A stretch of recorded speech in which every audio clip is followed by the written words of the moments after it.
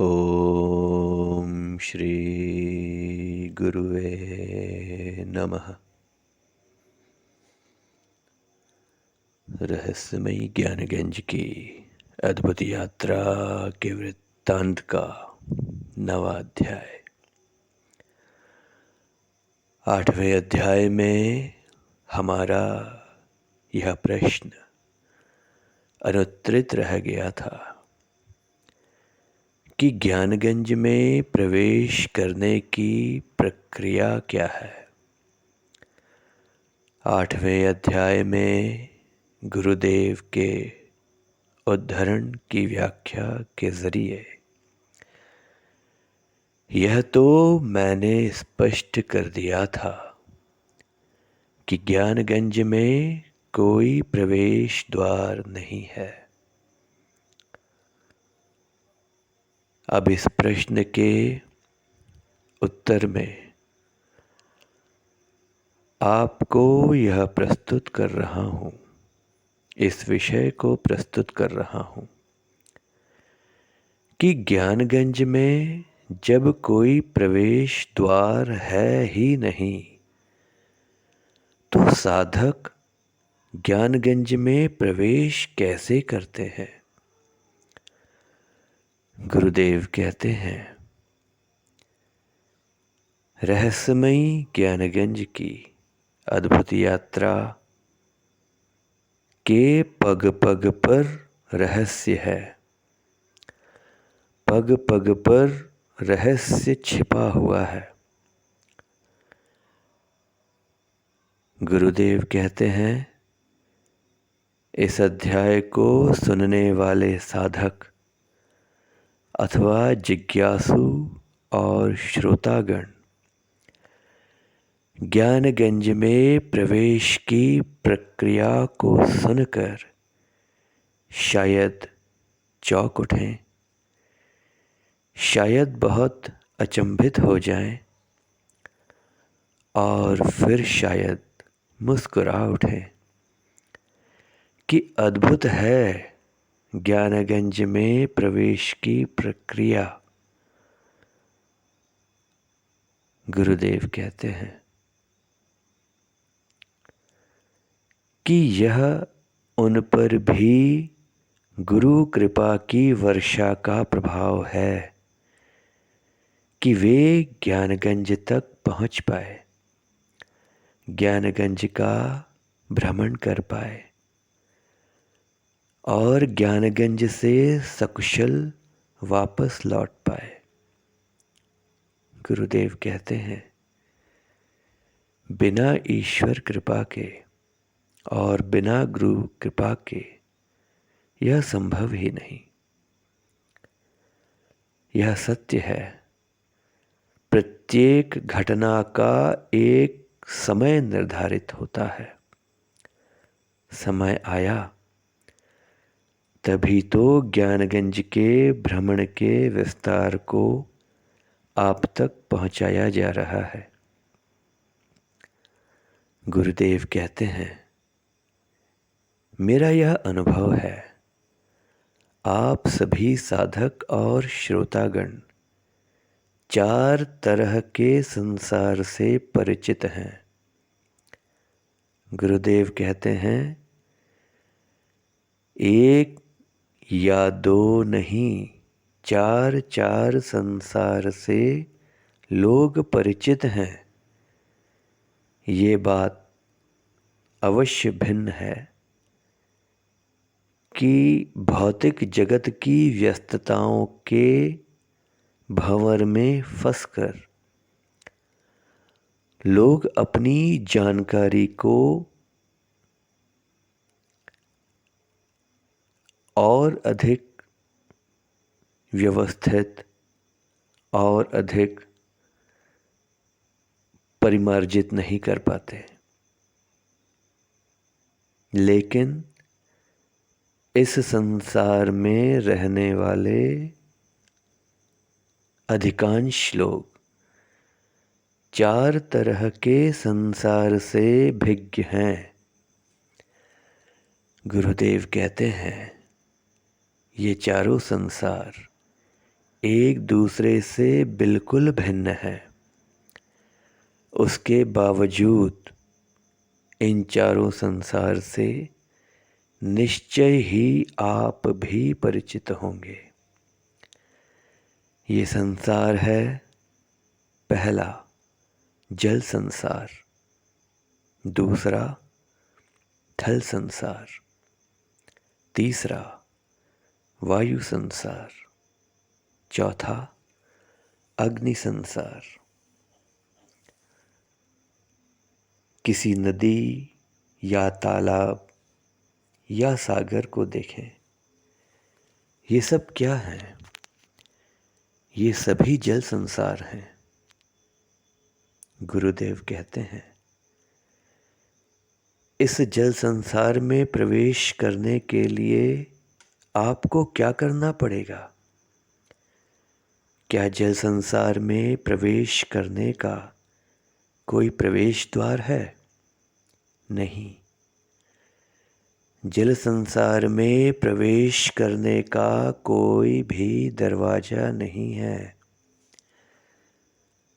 जल संसार में प्रवेश करना चाहते हैं तो जल संसार में कूद जाना पड़ता है। आप किसी नदी या तालाब या सागर में कूद जाइए, अगले ही पल आप जल संसार के अंदर होंगे। ठीक इसी तरह अग्नि संसार का भी कोई प्रवेश द्वार नहीं है। अग्नि संसार में प्रवेश करने के लिए आपको दहकती आग की लपटों में कूद जाना पड़ता है।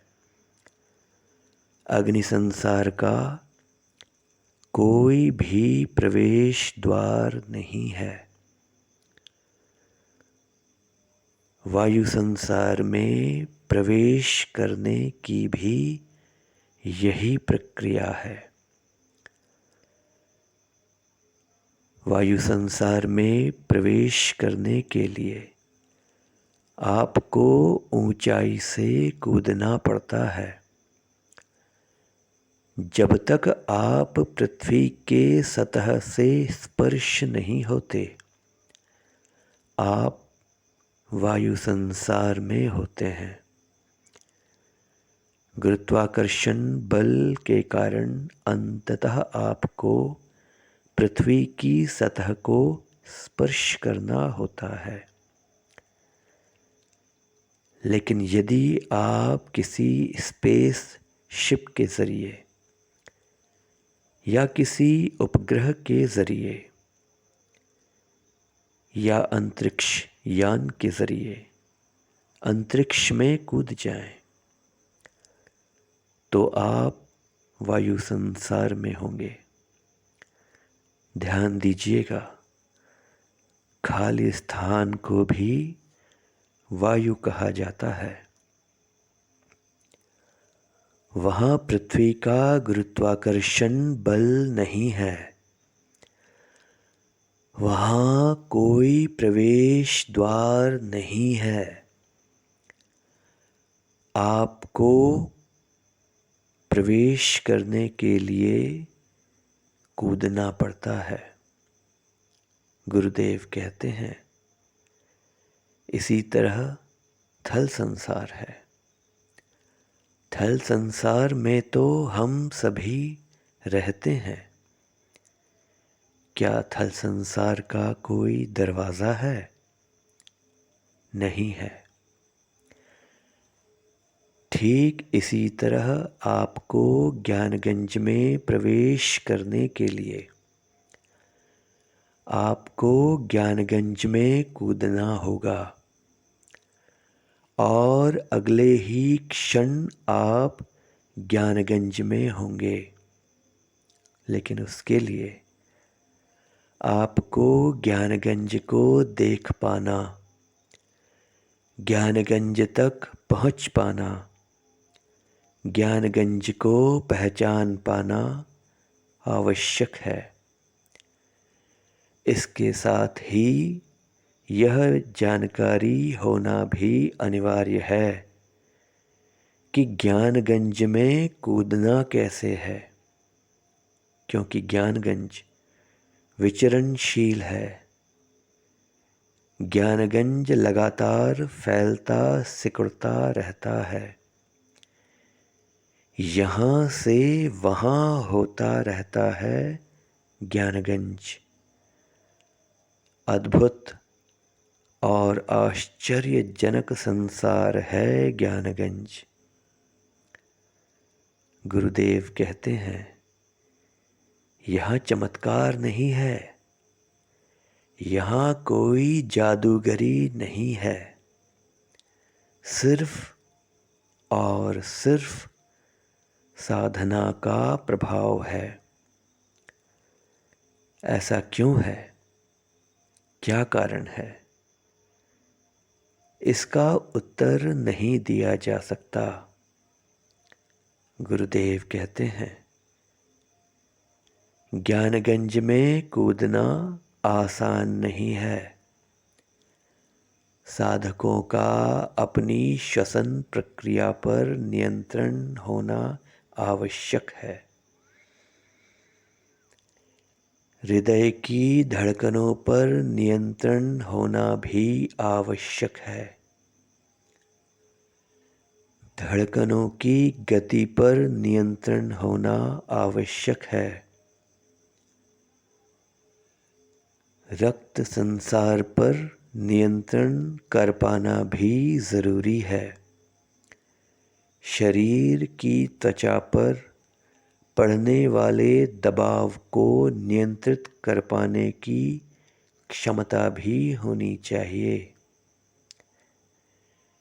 ये सभी क्षमताएं विकसित होती हैं योग बल से, श्वसन पर नियंत्रण से, इड़ा पिंगला सुषुम्ना की सक्रियता से।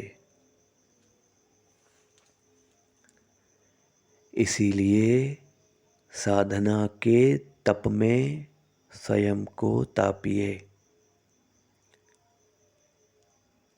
गुरुदेव कहते हैं, रहस्यमयी ज्ञानगंज की अद्भुत यात्रा के वृत्तांत के 10वें अध्याय में अब इस प्रश्न की व्याख्या होगी कि ज्ञानगंज में साधकों की मृत्यु क्यों नहीं होती। इस विषय पर अगली चर्चा के लिए अगले अध्याय में संपर्क होगा। वृत्तांत के 10वें अध्याय को सुनने के लिए इस वीडियो को सब्सक्राइब करें, इसे लाइक करें, इसे अधिक से अधिक शेयर करें, इसके बेल आइकॉन को प्रेस करें और 10वीं अध्याय के लिए जारी किए जाने वाले वीडियो का इंतज़ार करें। ओम श्री गुरुवे नमः।